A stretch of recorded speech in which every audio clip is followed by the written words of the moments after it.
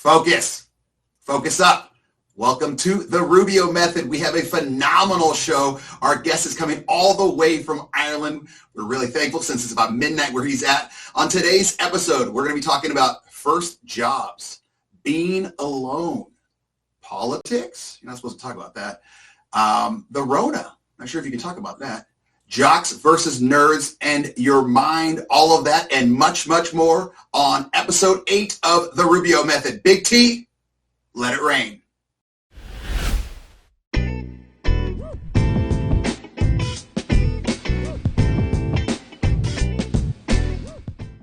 All right, welcome back. Remember, if you have any questions, you can feel free to email us, rubio@therubiomethod.com. You can catch us on YouTube, Google, Amazon, Spotify. More are coming soon. 2 big announcements right out of the gate. First one is a little bit of a just small one. I want everyone to notice that I am sitting down. The heads of the show kind of said, Rubio, you're standing, you kind of look a little too mean and aggressive. So I'm sitting down. So if I look and feel a little, I do feel a little awkward. But if I look a little awkward, just go with it. Just go with it. We're going to try this sitting down method out. And the second big announcement, Monaghan is a dad. Welcome to the world, Jet Michael Monaghan. Monaghan, congratulations, my man. Woo! Thank you so much. Literally the coolest feeling in the world. Becoming a dad is probably the best thing that ever happened. I have slept probably about 7 hours since Sunday. So it's been tough, but loving every second of it. Fantastic. It's a great ride. I have 3 boys. You have a boy. And your boy is actually born 1 day before my youngest, Damon. Shout out to Damon. What's going on? We're going to have a new segment that we're going to add. We're going to spotlight Monaghan. We're going to call it A Minute with Monaghan. Monaghan, explain the segment and tell us what you're going to do. Yeah, the Minute with Monaghan is just an awesome time for me to kind of give you some tips, advice, useful things to help with any type of mental health or any type of health situation that you've got going on. We just want to help. We want to be a resource for you, and that is the kids' time to shine to help you guys out with any type of mental stuff that you may need. Okay, you've got 60 seconds, Monaghan. Go. All right, here we go. Time to make it rain. First things first is panic attacks, anxiety attacks. Everybody has them. I hate to say it's normal because it's kind of a deal that our bodies go through. But if you ever find yourself in the middle of a panic attack, right, you feel like you're having a heart attack, you're feeling like your chest is closing in, what I need you to do is sit down and plant your feet firmly to the ground so you know exactly where you are. And I need you to start taking some deep breaths. If you're a type of cat that starts getting anxiety attacks often, practice this daily. So you're going to sit down. You're gonna put your hand on your chest and one on your belly, and you breathe in like this. Just hold it for a second, and then breathe out with your mouth. Right. First one, I meant to say it earlier, with your nose.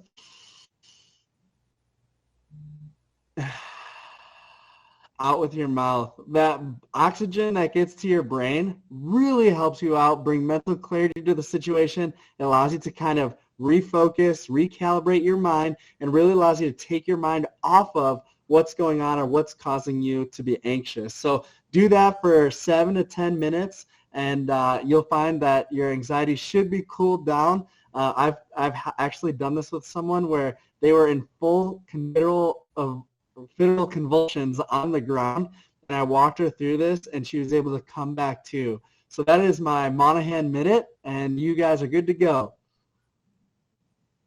That's fantastic, Monaghan. Now let's go to website questions. I really like that, though, that breathing in and do. I'm going to try that. I don't get a lot of panic attacks, but if I do, that's the first thing I'm going to think about. I better not get a panic attack now, like some Freudian thing that's just going to happen. But we'll talk about that later. Monaghan, you have some website questions for us. Dude, these questions are a little bit spicy. So first one is not so bad, but the rest, they get the chili hot, and I love it. First one is, Nick and Rubio, what was your first job? This is from Tracy from New Jersey. Monaghan, Tracy, I'm going to take this one first. My first job. The irony is quite thick on this one. I was 16 years old, living in California. My aunt she ran, not the entire company, but she was the manager of the store, and she brought me in. The company was Nutrisystem. Okay, Nutrisystem is a weight loss company. I believe they're still around. I'm not sure. Jenny Craig, Weight Watchers. Monaghan's laughing because immediately he's going back to visuals of Rubio at 16, where I was probably 6'1.5", 6'2", and let's say a lot closer to 3 bills than 2. So they kind of put me in the back storage area. Everyone had to come in, get weighed, do all this stuff, and they had to fill out their sheet of all the food that they were going to get. Well, they kind of just put it into this mail slot, and Big Rubio was back there kind of hidden like Igor in the back, and I would just fill up their big box of food and shove it out through the slot again, and I did my job so I worked for a weight loss company at 300 pounds at age 16. That was my first job. Monaghan, what was your first job? I'm in. I support the whole thing. I would have loved to seen it. My first job, believe it or not, you could probably tell, was a host at BD's Mongolian Grill in Bolingbrook, Illinois. It was literally, other than the job that I have now, it's probably my favorite job of all time. Well, nonstop talking to people. I can definitely see that. Yes. Oh my gosh. Just keep it running, baby. In fact, when I went to your camp at Top 12, that's what I was working there, and you gave me the call saying I was in. Next question is, what is the hardest part about making the show? This is from Big Tony in North Carolina. I think I'm going to handle this one first on this guy. I think for me, the hardest part is the fact that you have to really be quite the visionary and look forward while building backwards. I think that's been the toughest part for me on the show, is because I'm like big picture, love doing that. But I think for me, that's been the toughest part. I have 2 toughest parts. Number 1, I don't know if you guys can tell, there's a little bit of a delay every once in a while. And the problem is that Monaghan and I are both alpha human beings that love to talk, and we want to keep talking. And whenever one of us pauses, the other one doesn't know when the other one's paused yet. So it kind of becomes this traffic jam, and I'm just going to let it be a traffic jam. So every time it happens from this point on, I'm just going to yell out traffic jam, and I'm going to do it like I do in life. The bigger car wins. So Monaghan, every time there's a traffic jam, I'm just going to keep going because I'm the bigger car at this point in life. Maybe if you gain some weight, but you don't want to. You can be I'm a little Miata over here. Yeah. And then the second part that's difficult is I'm used to speaking in front of crowds. And right now it's just me in my little office studio, and I have a camera right in front of me and the monitor behind it. So it's very weird talking, telling a story, knowing there should be a laugh or maybe not a laugh, and not getting the audience's reaction. So that's a little bit tougher. Hopefully, maybe we'll get some audience play at some point. Third question, Monaghan. All right. Third and last, baby. You guys always say you don't agree on a lot of stuff, but you always seem to agree on everything. What's the deal? This is from Stacy in Idaho. Idaho. I'm going to go first on this one, Monaghan. Yes, we do get along the majority of the time. When we don't get along, it's usually 2 things. Politically, I would say Monaghan goes one way, I go the other. We're pretty far apart, but Monaghan's coming a little bit closer to me, and we agree on certain things, but I'd say the majority we do not agree politically. And the second one is I'm more of a confrontational person, where I love to argue, I love debate, I love to have these confrontations almost, where I want to talk. You disagree with me? Fantastic. I disagree with you. You tell me why I'm an ass, and I'll tell you why you're an ass, and let's talk about it. Monaghan is, in my opinion, is more of, I'm out. I don't want to talk about it. Well, you think what you think. I'll think what I think. I don't want the confrontation. That's my opinion, Monaghan. What do you think? Yeah, I would agree. And in fact, I got yelled at for this show because we'll just hunker down and be like, oh, no, you're right. My way, you don't need it. But yeah, I would definitely agree. I hate confrontation.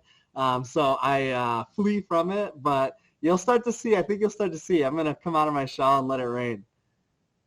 Fantastic. And if you have any more questions for the Rubio Method, just simply email rubio@therubiomethod.com. We get a lot of questions. Hopefully we can get it up on the air. We've got a great guest coming up all the way from Ireland, Big T. Let it rain. Military families often sacrifice precious time away from loved ones while serving our country. We were worried that with him leaving, that she would lose those connections with her dad. Some of life's best moments happen between parents, children, and the pages of a good book. United Through Reading provides that connection. And now, United Through Reading is also available to veterans. Learn more about United Through Reading at unitedthroughreading.org. When times get dark, we can't see the help that's all around us. Let 211 be your guiding light for help with food, healthcare, and other resources. 211, how can I help you? Call 211 or visit 211.org. 211, get connected, get help.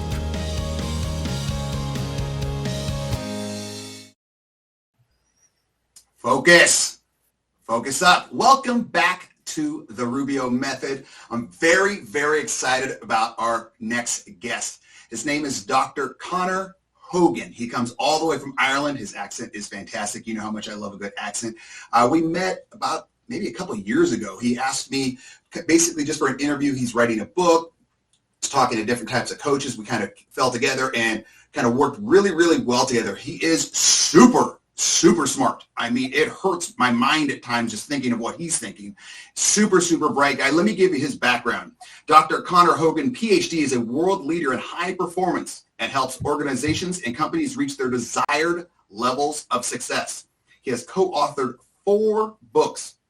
He's also writing a book at present that concentrates on high performance strategies. He has also guided professional musicians, elite professional sports people, and world record holders. Dr. Connor Hogan, thank you so much for opening up your nighttime with us. Well, it's great to be here. I hope you can understand my accent, first off. I love your accent. I want you to just keep talking nonstop. You are like the Barry White of accents. It's so smooth. Yeah, if you just want to read the Declaration of Independence to me, that'd be perfect. No problem. All right, Doc, we've got 3 quick questions for you just to kind of get everything moving. Number 1, what's the best thing to do in Ireland?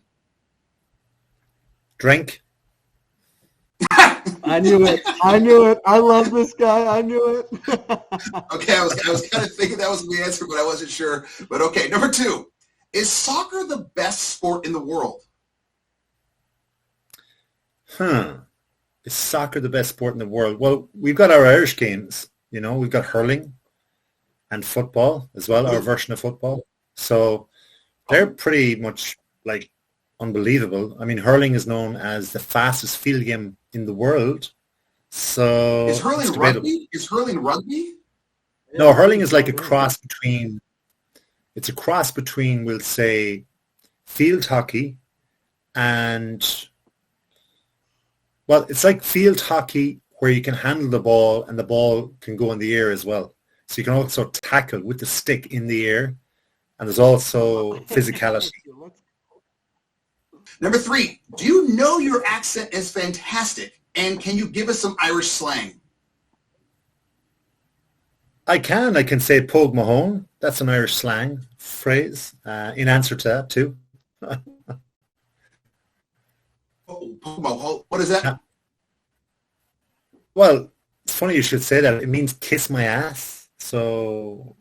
Oh, yeah. Yeah, baby. Yeah, let's go. That's fantastic. All right, Doc. All right. You are really into the mind and all that stuff. How did you get into what you do? And kind of explain to us what you do. I know I read the little bio and all that stuff, but kind of break it down a little bit more of exactly what you do. Yes, you write books, but what the background of it? How did you get into it and what do you do? Well, I got into it first because, well, I was always interested and played a lot of sport when I was very young. And so that kind of interlinks with one of the things you were talking about earlier on, which is first jobs, but I'll talk about that again.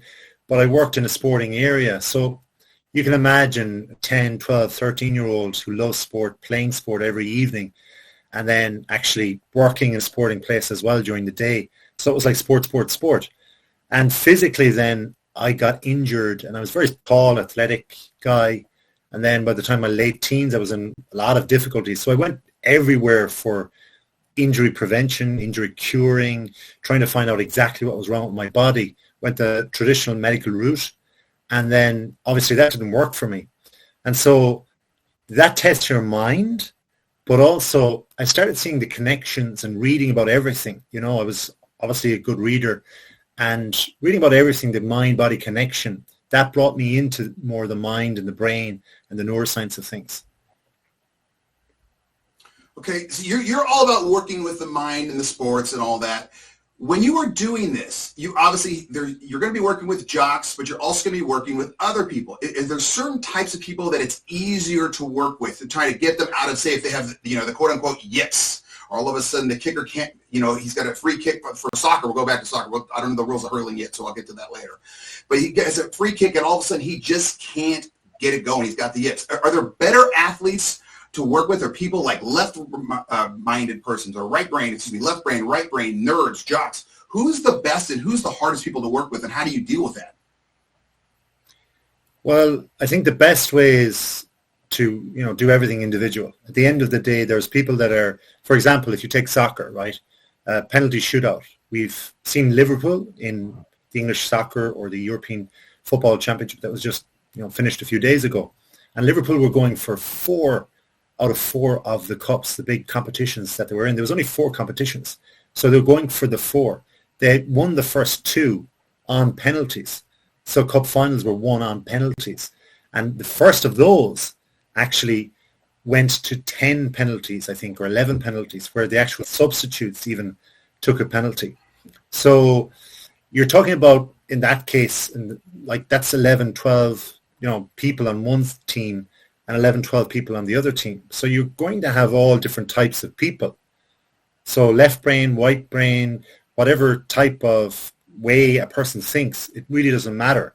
You have to target the individual with regard to that specific action, which is, like you said, either a penalty kick in soccer or a kicker in football or whatever else.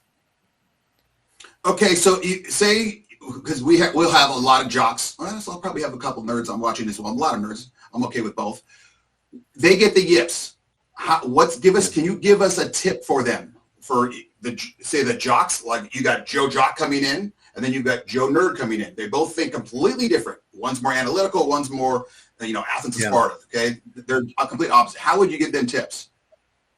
Okay, so the top of the show there, Nick, in his wonderful minute, was talking about basically within a minute. He was saying, if we can just ground ourselves, if we can, sit tight, put our feet to the ground, be aware of our body. That's a physical thing, the way he explained that. And that was really well explained.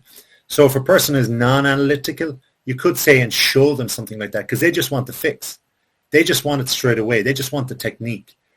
That took, 60 seconds or less. You could even go on the field of play during the time they're preparing to take a kick and even explain that, even if it was the very first time. But the other type of person, the very analytical person, they want to know the science behind it, like why. Certainly I was the type of person always growing up, and it was always why, how, and so on. So I need to know what was going on behind all of this. And even in the 30 seconds, if, you're in a pressurized situation, I'd be still kind of questioning things, So you have to obviously cater for that type of person. So in that regard, I would give them a simple scientific explanation where we perceive things. So for kicking, we perceive the goalposts to be a certain distance or a certain angle or whatever else. And so we can see the distance between the goalkeeper in soccer, for example, or, again, the angled kick in football. So the perception, our grounding, again, like Nick is saying, but all of that, like what we can see left and right of ourselves, the crowd, the cheering, the audio that's coming in, all that is intake, and that goes into our brain. And then, of course, that brain is leading down our nervous system through our spine. And so therefore we can have all different types of reactions. Going back to the individual, again, every individual is different. Some person might feel it in their stomach where they feel sick all of a sudden. Another person might, like Monaghan said there earlier on, with regard to the breathing, that, straight away their breathing might just go chaotic. Everybody is different. Everyone else has, the number 2s might come along or whatever else. So everyone is different, but you're giving a more rounded explanation in that regard then. That's really good. One more thing, Monaghan. Let me cut you off, Monaghan, real quick. One thing, Monaghan. How do you make it? Because you are. When I think of smart people, you're like the top of the list. Okay, you're like way up there. How do you dumb it down for people? Like you've got just caveman, but he's missing his kick. Caveman, but he's all of a sudden he can't throw a strike. Caveman, he can't pass the ball. Caveman, he can't do this. How do you dumb yourself down? I don't mean dumb, but dumb yourself down to explain it to that person? Well, I think it's all about basically looking at the kick or the pass, whatever sport it is or whatever action it is, looking at from that, reverse engineer it back to the person. Be that tailored, be that, individualistic towards them, because, people just want to, like, especially a sports person, if they're used to kicking, they're out practicing 100 kicks in a session or whatever else. And so they just, that action, that technique that they've learned, that has been trusted, even golfers, we take golfers, we look at the US Masters, for example. Their technique, they get golf swing coaches and so on, but the technique that has brought them there, to that level where they're actually at the US Masters, that's very hard to overwrite within a weekend of a tournament from, say, Thursday through till Sunday. So you have to kind of look at, well, what are we going to do in 5 seconds? We're going to be hitting the ball.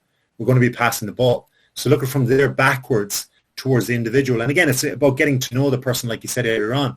Are they analytical? Are they a different type? What way, or, perceptions that they see or feel or hear around them. So everybody's different, and the situation and environment is different too. So you have to take it all into account within that small time frame. Man, I feel smarter just listening to you. I'm not going to lie to you. That's awesome. That's really good. The big question that I have, Dr. Hogan, is, so I am a musician. I slapped the hell out of the bass, baby. Let's go. We're right here. How do you explain, or what role does music play for your mental state? Like you had said that everyone's different, but, obviously you got those who listen to Kenny G before games and some that are listening to Metallica or like Five Finger Death Punch. How would you kind of describe the role that music plays? Yeah, so first of all, you mentioned there in the back end of your question with regard to Kitty G. Listen, I don't know who these guys are, but I trust they're good, all right? So that's obviously music that you've listened to quite a lot, and you've actually, for many years, that's worn into your psyche, right? That's there. Someone said right away, look, you've got a big game or a performance on stage right now. Don't listen to that warm-up music or the music you're already used to doing. It's not going to work because you're listening to that band or that music for years. And so the rhythm, that's the second thing. So it's actually wired into your brain. That's, that you can actually remember, and it links back, of course, within your brain to memories. Music is a huge way of, linking back, especially to our youth. A lot of people, their first sign of independence, and this, to the listener who's, for example, talking about jobs, if we think back to our first job, our first independence probably was around the same time, 16, 18, 20 years of age or so. And so the music that was really cool back then, or what you perceived was cool, was, it's really indelibly linked to your memories as well. So those neurons are connected to a different part of your brain, which is really cool. And the language then that you use, which is really interesting as well. So language that could come from, say, Ice Ice Baby. When you hear ice, ice again in a phrase, if you're a person who listened back to the late 80s, 90s or whatever else, that kind of music, and I'm looking at Rubio here specifically, you will actually, be able to link that to a memory. Certain, and I wanted to, I'd love to see him do like a little bit of rendition on that. But also there's a deeper thing with music as well. If you think of, a crowd at a performance, if you get them going, if you're performing and if you're strumming that guitar correctly to a well-known song or something, there's going to be a unison. There's going to be a collective kind of energy. And that is like, there's a lot of depth of that. There's a lot of research still going on with that. But that is like an underlying type of rhythm that's there as well. And we all can kind of sometimes feel, wow, I had a great night. Last night I was dancing or whatever else was happening because a certain band or certain music, and there's a unison that people are not united because of, a concert, something, a united energy. So there's a huge thing going on, a very deep part of, I think, going back to like prehistoric times, we're wired for that kind of, and it brings in the whole, not just the rhythm of what's happening in the dance, but also the history, this kind of laughing and all this kind of fun and the connectivity that human beings really desire, and which was proven with regard to lockdowns and pandemics that we've all experienced now, unfortunately. That you hurt my head again, but in a good way. You traffic jam right there, Monaghan. You hurt my head in a good way. Speaking of the pandemic, over the last 2 to 3 years, especially here in America, I don't know about in Ireland, there's been just a boom, boom. Everyone's so stubborn nowadays. What do you think that is? Am I seeing it incorrectly? Monaghan and I spoke about it a little bit, and we've actually butted heads on it too. Are people nowadays more stubborn? And my second question is, why can't people just take an L every once in a while? Why can't they just say, yeah, man, I made a mistake, whether it's believing one thing, voting one way, wishing something, hoping something. Why are people so stubborn nowadays? Or am I wrong? And why are people not able to take a loss? I always say it. I say it about 10 times a day, which is kind of not a good thing. But I say, that's on me, my bad. Doc, what do you think for me? So I think, and I mean, first off, here I am on the west coast of Europe, right, in Ireland, the only kind of English-speaking nation other than Great Britain. But Great Britain is now out of Europe politically and economically. So we're kind of like the go-to place for US with regard to a lot of different things. So it's interesting, even though we're not physically connected as a landmass and there's the Atlantic Ocean between us, there's still that going on here as well since the pandemic. So here we are, we're physically out of it. And our Prime Minister here announced this back in late January. He said, look, we have the pandemic under control. So go out and play, everybody, do whatever you want to do. But yet here we are a few months later and people are not still kind of getting back to so-called normal ways. And okay, you might say they have moved on individually in their lives or they're doing other things. And that might be the case. But there's definitely that kind of, sort of sense of, well, we're kind of in a transitional period. What's the next chapter? We don't know. But certainly people are not socializing as much. They're not habitually kind of having the same routines or even as energized routine as before the pandemic. They're looking at things differently, obviously, as well. But I do think that, for example, what you have going on is there's this kind of, if we look at, and, I mentioned, I spoke to you before about this, Rubio, with regard to Shawshank Redemption being one of my favorite movies, right? That was in the late 90s. But basically, if we think of the Shawshank movie or any movie that has prisoners, right? And we're watching that, great movie, Escape to Alcatraz, these kind of things, right? And we're in the movie, we're in the theater hall, we're having the popcorn, whatever else, we're really in it, the sound is blaring, we're feeling as if we're in prison with our favorite character and so on. When they get released, invariably the prisoner who's released after 10 years or 20 years or escapes or whatever else, what happens? Mentally, they're not released. So physically, they're already open, but mentally, they're not released. And if you look at the great, not to spoil it, spoiler alert, but, with Shawshank Redemption, you had the same guy, I think it was Morgan Freeman, who was acting as a character called Red at the time, and he was released into the same physical apartment that was, given to ex-cons at the time. And there was a mark, wasn't there, up on the ceiling where previous prisoners had been released and etched their names and initials that they were there. So they all went through the same thing with regard to trying to get back into normal physical life and routines, but they were institutionalized. So the question now is, and I don't have all the answers with regard to this, but we're all living through it, 7.5 billion people. Are we all doing the same thing, or are we kind of doing different things? But certainly, like I say, stubborn opinions. People are kind of stuck, I think, mentally back to 2020, March or so, 2020, or whenever your particular country closed down or locked down or got frightened with it all. So people are stuck. That was a huge shock to individuals. And again, going back to your earlier question, everybody's different, aren't they? Some are analytical, some people are kind of more dreamy, and everyone's different in different ways. So there's going to be a huge sector of society that are going to be stubborn, going to be just, mentally still exhausted or feeling as if they're not fully safe. And that last piece, I think, really underlies everything, because our feelings of safety, that is one of the main things our brain that's wired for is safety. Think back to prehistoric times. Think to hunter-gatherers. You've got men leaving the caves, whereas the females stayed in. So why? They've got to go out and they've got to forage for food.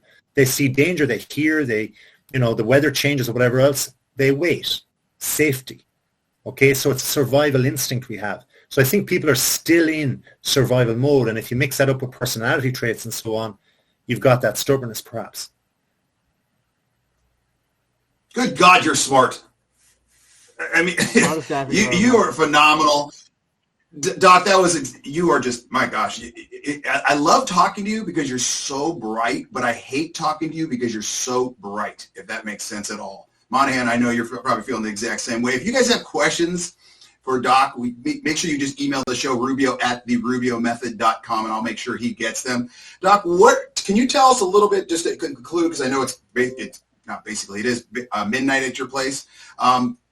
What are you doing for athletes? What do you want to promote right now? Basically, athletes, I'm talking about Ian Hill. What are you offering up people? How can they find out more information about you? I know you do fantastic videos on LinkedIn. If you're not following him, you need to on LinkedIn. Go ahead, Doc. Yeah, thanks for that. So Ian Hill, as we know, is a guy who's 56 years old, and out of nowhere, an ordinary guy, he's going to become the oldest man to play Division I college football. So I'm working with Ian Hill day to day to try and get him to where he wants to go, and that is Division I college football, and he will get there. So imagine if a 56-year-old man can do that, an ordinary guy. Maybe you can do that too. And actually, to answer your question, I have a show on very soon. It's going to be called Midlife Opportunity. So that's the big opportunity for you, the viewer, to get in touch, like Rubio just said. Get in touch to Rubio, to the Rubio Method, to Monaghan, to myself at docconor.com. That's DOCCONOR.com. You can email me at connor@docconor.com. Just give me a Google my name and it'll come up, and you can get me on all of these social medias. And yeah, let's have a conversation. Let's see where you are as a midlifer, as a male, and where you want to go. Now, it could be something very, very small. It could be just, you want to lose a few pounds. You want to get over anxiety, like Monaghan said, or you want to, get into the groove again, get back out living, get into your routine, or it can be something really big. You want to really achieve something. It could be anything from health, wealth, relationships, anything at all. It could be something unusual, or you might know somebody. So get in touch, because we'll have that show very soon on this network, Midlife Opportunity. Doc Connor, thank you so much for being on here. Like I said, if you guys have any questions for him, you can go to his own email, his own website, and also Rubio@therubiomethod.com. You guys have done a great job sharing this on Amazon, Google, Spotify, and YouTube. Big T, let it rain. My name is Dre, and I had a stroke when I was only 16 years old. I don't know if Dre would be here today if it wasn't for the work that the American Heart Association has done. The American Heart Association supports life-saving research that leads to medical breakthroughs, educating people on prevention and early detection, and working every day to find treatments and cures so you and your loved ones can live happier, healthier lives. To learn more, go to heart.org today.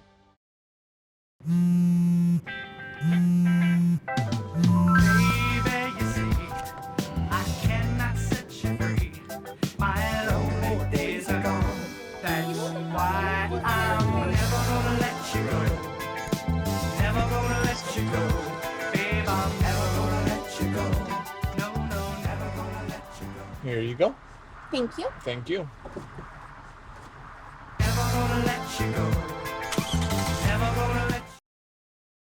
Focus. Focus up. Gabriel, I'm talking to you. Monaghan, Gabriel's this 10 or 11-year-old kid that I know watches the show, so I'm going to give him a little shout now. Hopefully he's focused up right now. Monaghan, let's talk about Doc Connor. Are you as amazed at him as I am? My small brain couldn't continue and follow with what he was saying. He was tremendous. I just want to sit and talk, maybe narrate my life. He was fantastic.